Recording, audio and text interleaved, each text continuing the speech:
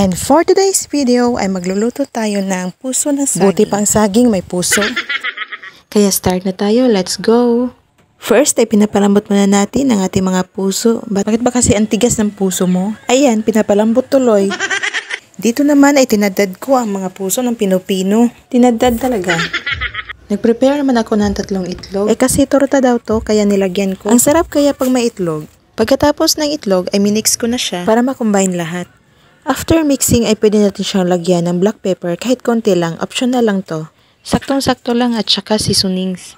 Konting patis at saka asin. After ay mix na natin ulit. At para mas masarap ay lagyan natin ng crispy fry. Dahan-dahan lang ang paglagay natin para makombine talaga sila. And after that ay pwede natin siyang lagyan ng konting cornstarch. Kahit 1 kutsara lang pwede na.